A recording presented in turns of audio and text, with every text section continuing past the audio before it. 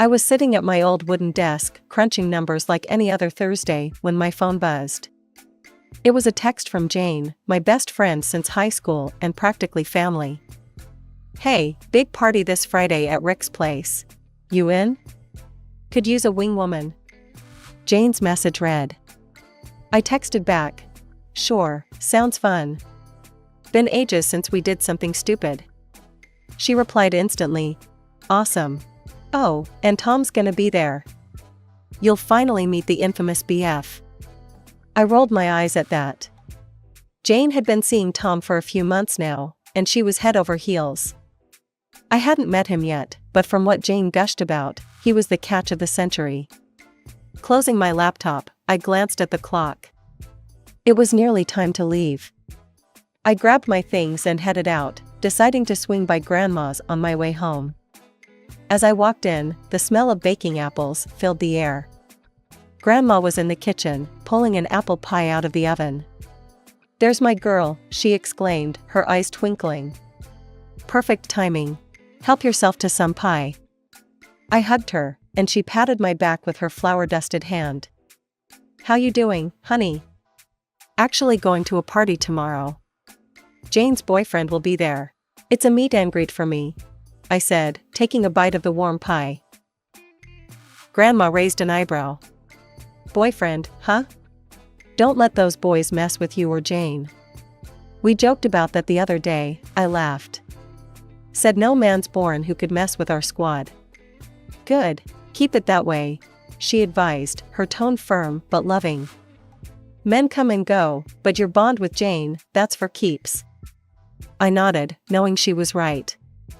After pie, I helped clean up and told her about the party details. She listened, nodding and tisk-ing in all the right places. The next day after work, I got ready for the party. Choosing an outfit was a battle between casual and trying too hard. I finally settled on a simple black top and jeans. It was Rick's place after all, not some fancy downtown club.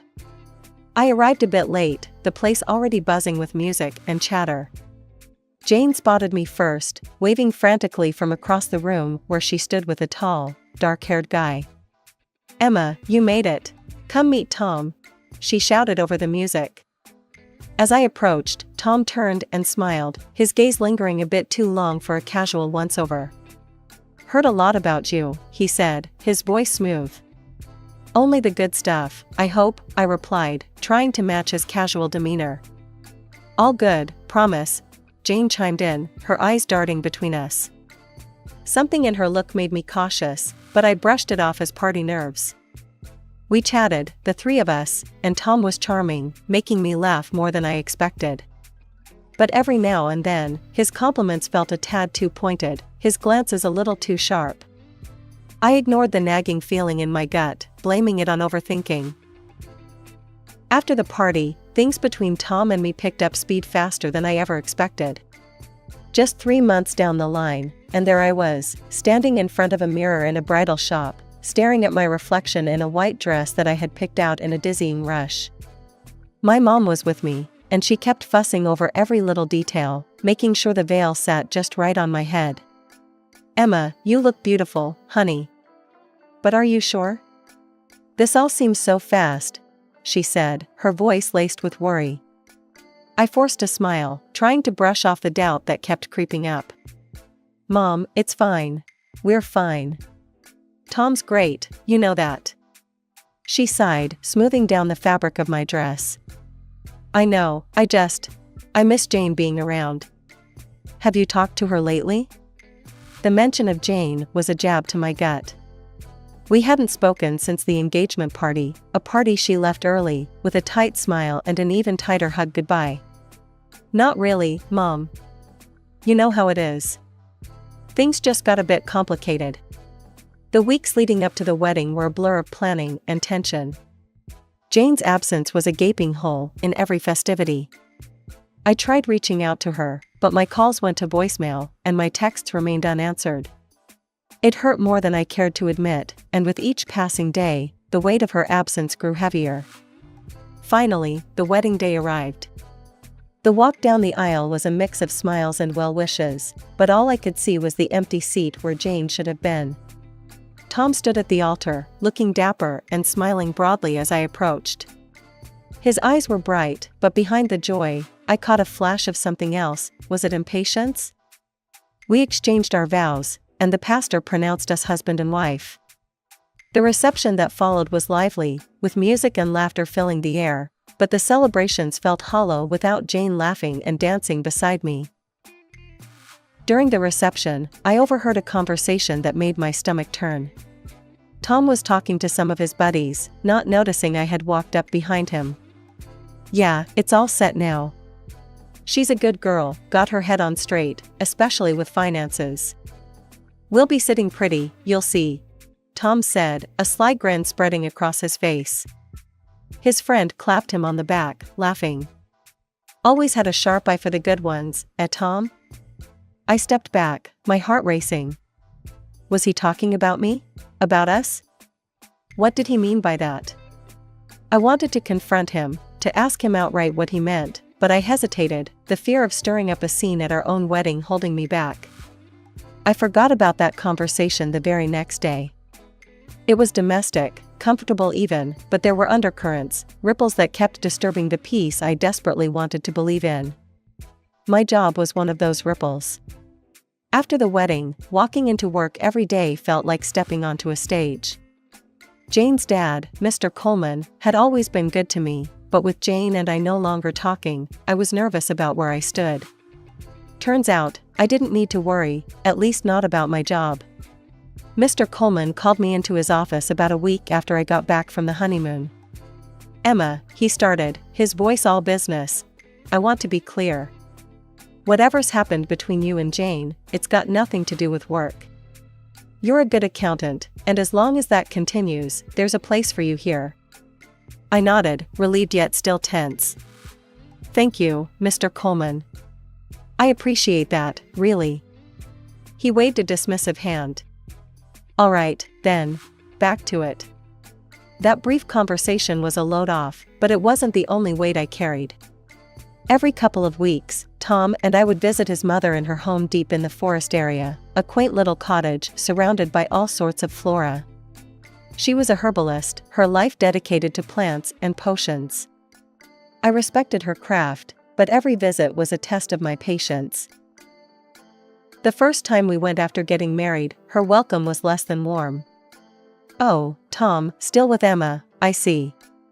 I'd thought by now you'd have come to your senses," she'd said, eyeing me like I was a particularly disappointing batch of herbs. Tom had just laughed, his arm around my shoulder a little too tight. "Mom, come on. Emma's great, you know that." His mother clicked her tongue, shaking her head as she poured a viscous liquid into a jar. "If you say so. But remember, the offer stands. Jane would make a fine wife, knows her way around the kitchen and a balance sheet." The ride home that day was quiet. I stared out the window, my arms crossed, the hurt sitting heavy in my chest. "Your mom really doesn't like me, does she?" I finally said, unable to keep the bitterness out of my voice. Tom sighed, a quick glance in my direction before focusing back on the road. "She's old-fashioned, you know? Set in her ways. Just give it time." "But why doesn't it bother you?" "She's talking about your ex almost like I'm just warming your seat until you go back to her," I snapped, the frustration boiling over. He was silent for a long moment, then shrugged. "I don't know, Em. It's just how she is. Don't take it to heart." But how could I not? Each visit, each comment, it was like a reminder that I wasn't quite what anyone was expecting or hoping for. I was the placeholder, the not quite right choice. And with Tom's passive acceptance, I felt increasingly isolated in my own marriage. The day Grandma passed away was like someone had ripped the ground out from under me. She had been more than just family, she was my compass, especially in these stormy times. The funeral was a blur of somber faces and consoling pats on the back, all muffled under the heavy gray sky that seemed to press down just for me. After the funeral, we gathered at her lawyer's office for the reading of her will. I sat there, numb, not really expecting much. Then the lawyer announced it. Grandma had left her big house and $400,000 to me. Just me. My head spun, and from the corner of my eye, I caught Tom's reaction. His eyes didn't just light up, they practically sparked with excitement. "Wow, babe, that's amazing," Tom said, squeezing my hand a bit too tightly as we left the lawyer's office. "Your grandma really set us up." The discomfort started there, a nagging tug in my stomach. I tried telling myself it was just grief, that the unease was from losing grandma, not from how Tom was acting. But deep down, I knew better. This was a different kind of discomfort, one that I couldn't just explain away. Back at home, things started to change. Tom began disappearing in the evenings, coming home later and later with barely an excuse that made sense. He'd brush off my questions with a flick of his hand. "Just out with the boys, you know how it is." But I didn't know. It all felt off. The final straw came one evening over dinner when he brought up the money and the house. "You know, Emma," he started, his voice casual as he passed me the salt. "We should really think about investing that $400,000. And the house? We could sell it. Make a fortune and invest that too." I stared at him, my fork halfway to my mouth, the food suddenly tasteless. "Sell Grandma's house? Are you serious?" "Yeah, why not? It's just sitting there, and think about the money we could make." He was all enthusiasm, as if he'd laid out the perfect plan. I put my fork down, my appetite gone. "No, Tom. I'm going to rent it out." It's what she would have wanted, and the money's going into a fund for our future children's education. Tom's face changed then, his smile disappearing. "That's a stupid idea, Emma. We could be rich if you weren't so sentimental about that old place." His words stung, and we ended up in a heated argument, voices raised, words that couldn't be taken back thrown carelessly into the space between us. He stormed off eventually, and we didn't speak for days. The next time Tom and I spoke, it was awkward, a thin veneer of normalcy painted over our unresolved conflict. "Look, Emma, I'm sorry for blowing up," he said one evening, his voice soft, almost contrite. "I just think we need to think about our future, about making the most of what we've got." I nodded, not trusting myself to speak, my words likely to betray the resentment that had started to fester. "We'll do it your way," he added, but the way he said it, like a concession rather than agreement, left me cold. As days turned into weeks, the distance between us grew. Tom spent more time out, and I spent more time at Grandma's house, planning the renovations needed to turn it into a rental property. It was one of those rare Sundays when we didn't have much planned, so Tom suggested we go visit his mom. I agreed reluctantly. Each visit was harder than the last, but I didn't want to be the reason he couldn't see his mother. She greeted us with her usual reserved smile, but it didn't take long for the atmosphere to shift. Not even halfway through dinner, she started rubbing her temples, her sighs heavier than the humid summer air. "I've been feeling so unwell lately," she moaned, casting a pointed glance my way as if my mere presence might be the cause. Tom immediately jumped to her aid, his voice filled with concern. "Mom, what's wrong? Is there anything we can do?" I knew that tone, it was the prelude to him volunteering my time like it was his to give. And sure enough, his next sentence was directed at me. "Emma, maybe you could stay here for a few days? Help Mom out?" I was already shaking my head before he finished. "Tom, you know I've got a packed schedule at work. Besides, maybe it's time to consider a more permanent solution?" "I don't trust modern medicine," she snapped, waving a dismissive hand at me. Her other hand gestured towards the shelves lined with herbs and bottles. "I have my remedies. I just need a bit of help around here, that's all." The ride home was icy. Tom's disappointment was palpable, a thick fog that filled the car and left no room for reasoned conversation. "You know, I'm not sure you really love me," he said suddenly, his voice cold and distant. "Refusing to help my mom says a lot about your feelings towards my family." I turned to him, stunned. "How can you question my love based on this?"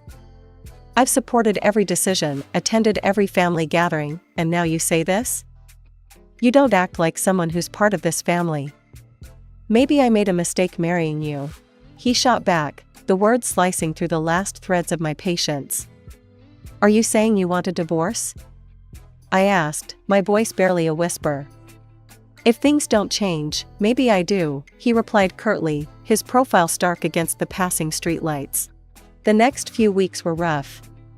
Tom withdrew further, busying himself with anything that meant not having to spend time with me. At night, he'd talk to his mother on speakerphone, her loud, self-pitying complaints about her health echoing through our apartment. Oh, Tom, I don't know how much longer I can manage on my own, she'd wail. Your wife doesn't even care if I die. And each time, Tom would look at me with accusation in his eyes, as if her health was my responsibility.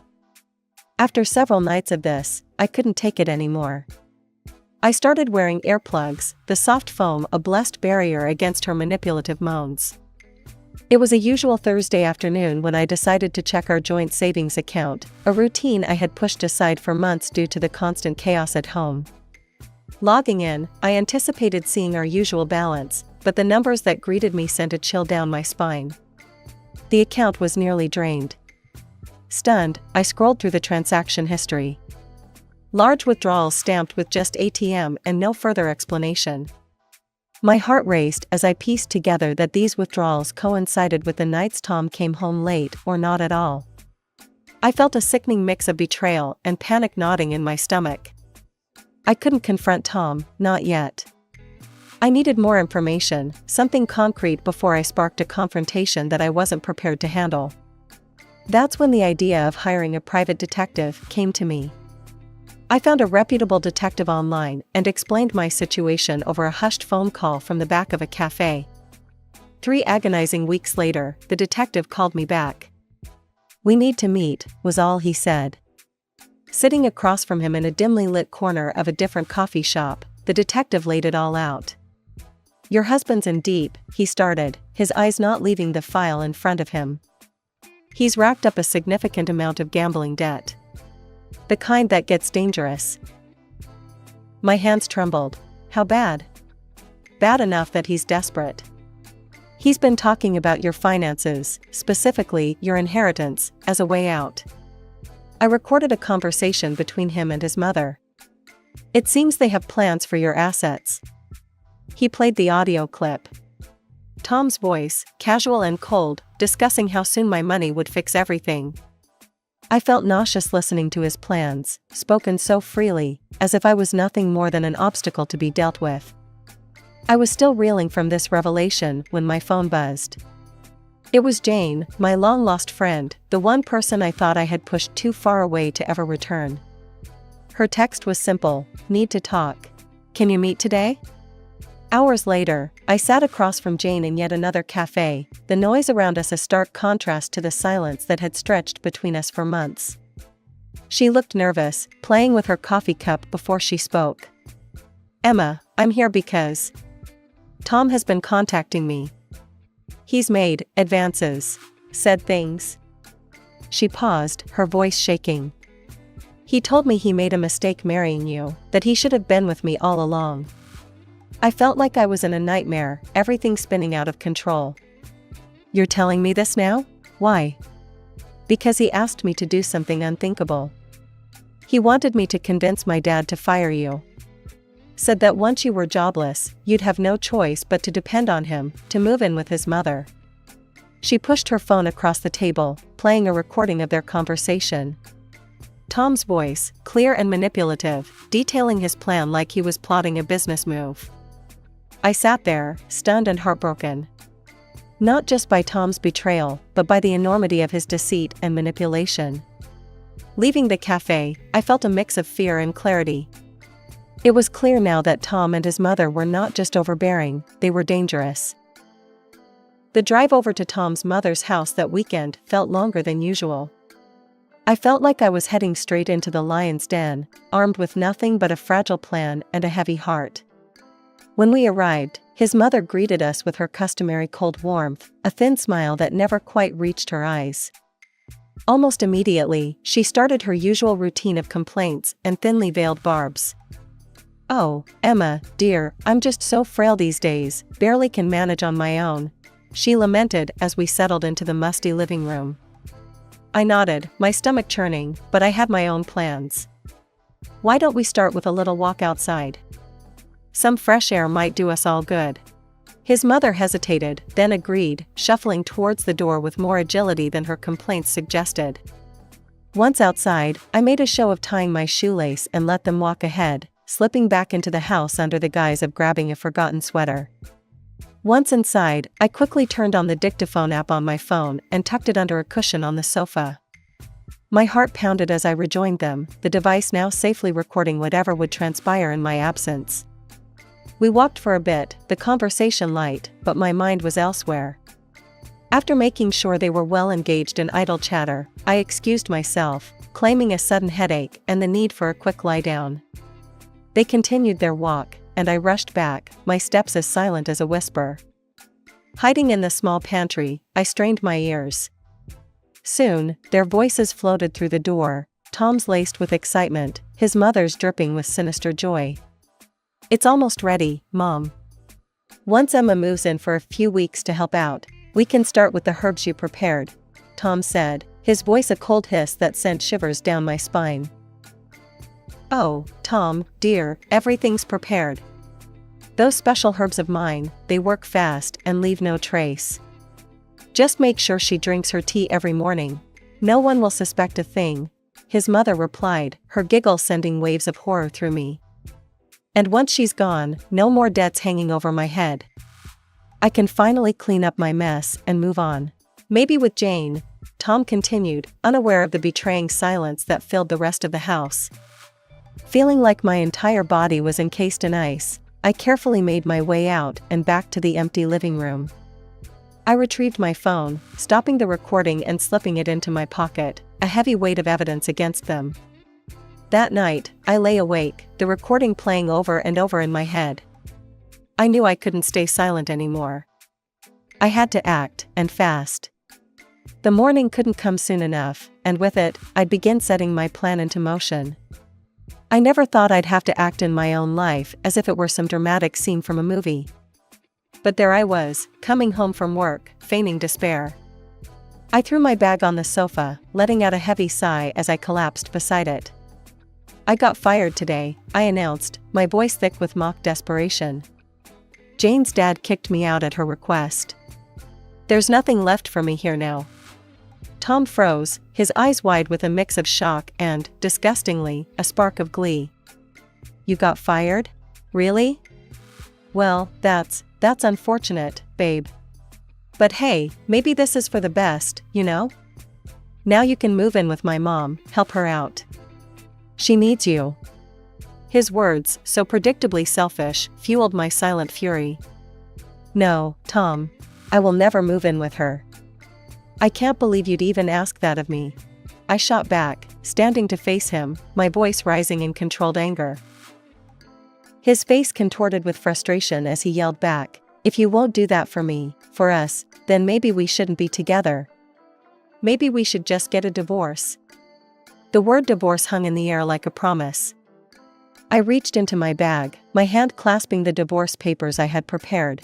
Smiling thinly, I handed them to him. "You want a divorce, Tom? You got it. I've signed the papers. It's over." His expression, a mix of confusion and horror, was almost satisfying. "What? You knew? You want this?" "I know everything, Tom," I said, my voice steady, despite the racing of my heart. "About your debts, your plans with your mom, everything." As realization dawned on him, his shock turned to anger, and he stepped towards me menacingly. But before he could reach me, the front door burst open. 2 police officers entered, their presence a wall between me and Tom. Tom paled, his anger deflating as he realized the extent of his exposure. "We have enough evidence to hold you and your mother," one officer announced as they cuffed him. "You're both under arrest on suspicion of conspiracy to commit murder." The trial was swift. The recordings I had made were damning. In court, faced with the undeniable evidence, Tom and his mother confessed to their horrific plans. They were sentenced to several years in prison. Amidst it all, Jane was there, her presence a silent support I hadn't realized I'd missed so deeply. We walked out together, the weight of the past few months lifting slightly with each step. "Let's never let anyone come between us again," she said, squeezing my hand. "Never," I agreed, feeling the truth of our reconciliation. It felt like coming home.